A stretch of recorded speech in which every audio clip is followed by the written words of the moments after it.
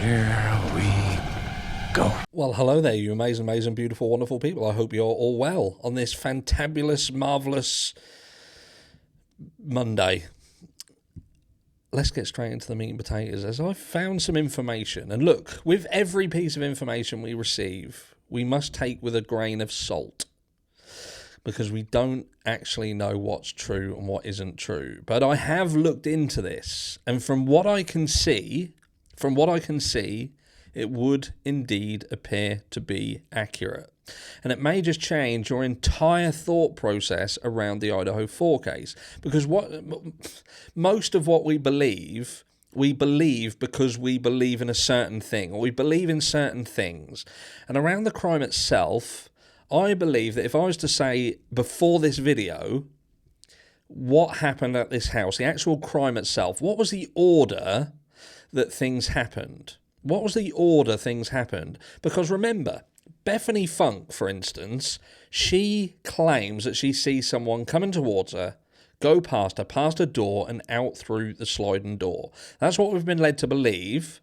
So in order for that to happen, we've kind of considered that she must have seen them coming from Xana and Ethan's door on the way out. So they've come towards her and out through the kitchen. Because it would make no sense if they were coming down the stairs, because she would have had to have come out of a room and looked up the stairs and seen them coming down. Now, I'm not saying that's impossible, but I believe because we've been told that Dylan Mortensen witnessed this and witnessed the person coming, walking past her, leaving, and coming towards her to the point where she could say, bushy eyebrows, wearing black, clad in black, and all the other things, that they'd gone into the house, gone to Kaylee and Maddie first, come back down, gone to Ethan and Xana, and then on the way out, this is where it all happened. Are you with me so far? And would you be in agreement with me so far that that's what you believe happened, and the order with which things happened too? Now, what if I were to tell you that that's not, in fact, the order that things happened? That, in fact, there was somebody else who was attacked first, and not in the order that we were led to believe things happened? Now, I'm going to bring your attention to this. And like I say, we must take it with a grain of salt, but I've looked into the person who's made these claims. I've looked into...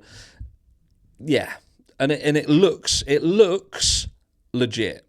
And what we're looking at is a post that someone had put up onto Facebook, right? So they said, I'm still wondering if it wasn't his intent to the R word, Maddie at knife point. Kaylee's surprise interrupted him, which enraged him, so he attacked her very violently, which was heard by Ethan and Xana, and he was then forced to silence them, and the rest is history, right? So this person here, Natalie LePan, comes back and says, no, Xana was attacked first. Xana was attacked first. And we'll stick a pin in it. We'll go through this, but we are going to come back and think, why does this even more so tend to make sense here? But Xana, that's what we're going with now. Xana was in fact... Now, that doesn't do a lot of good to those who believe in...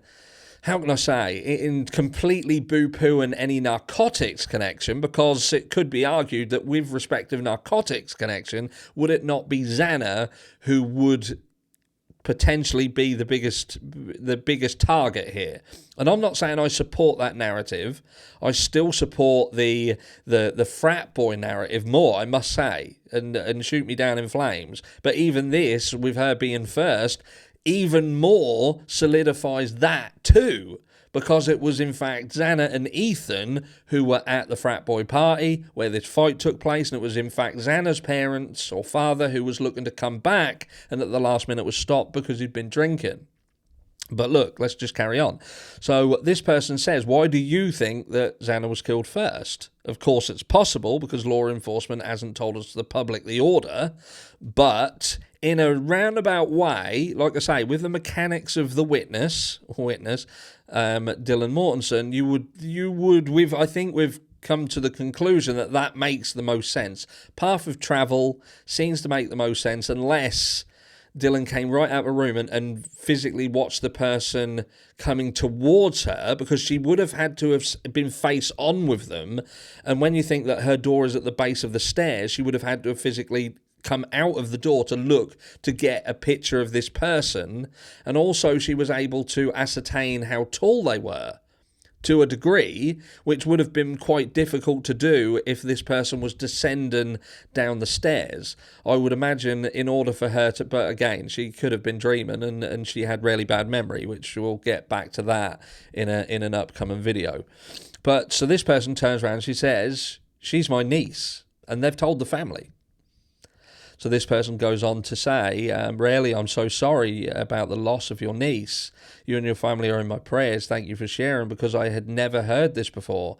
So they believe he ran into Xana first when he broke into the home, and then continued on to Maddie and Kaylee's room. To which Natalie replies, yes.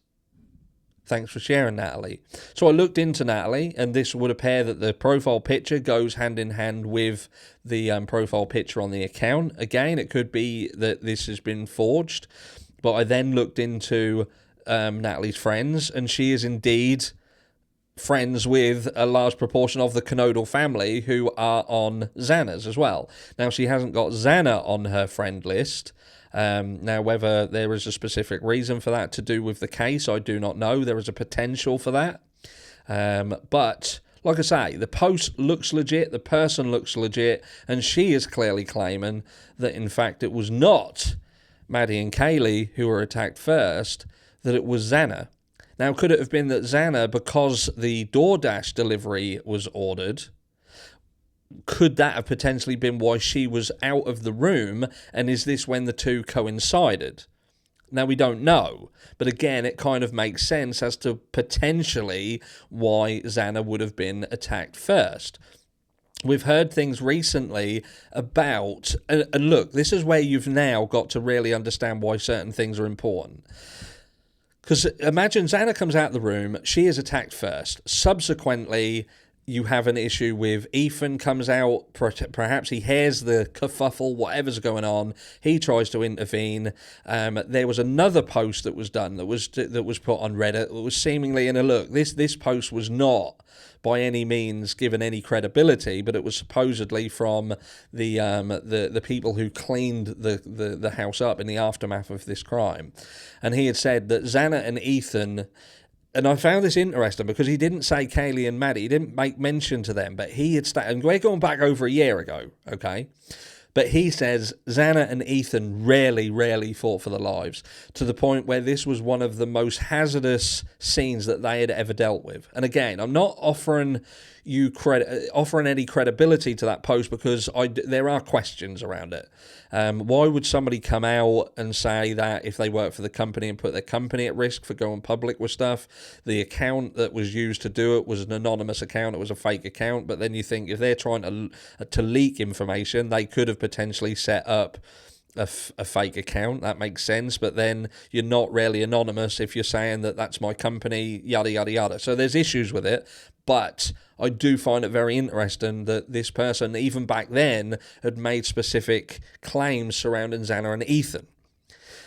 But we have recently also heard that there was blood found on the banister.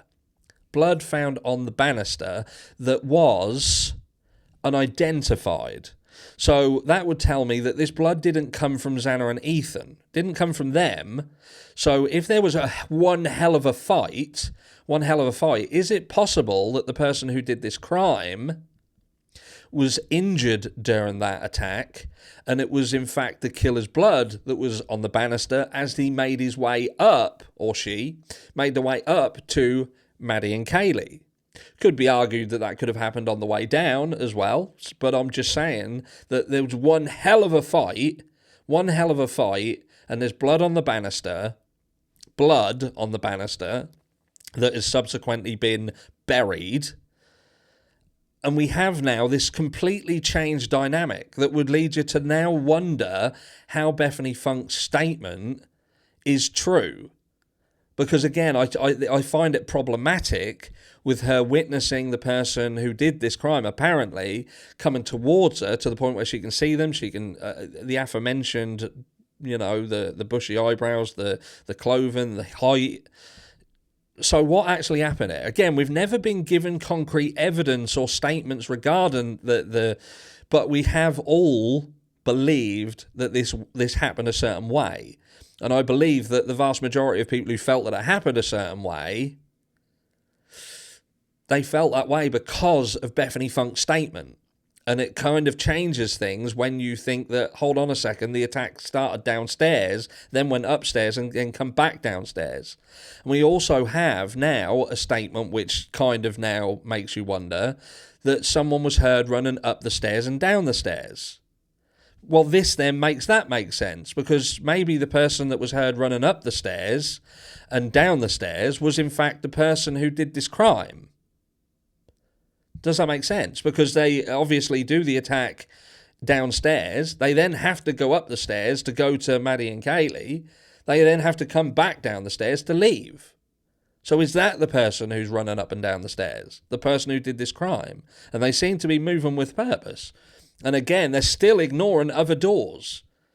They're still ignoring Dylan Mortenson's door. They don't go anywhere else. That is literally just these two specific rooms. But what does that do? Had you heard this before? Had you seen this before?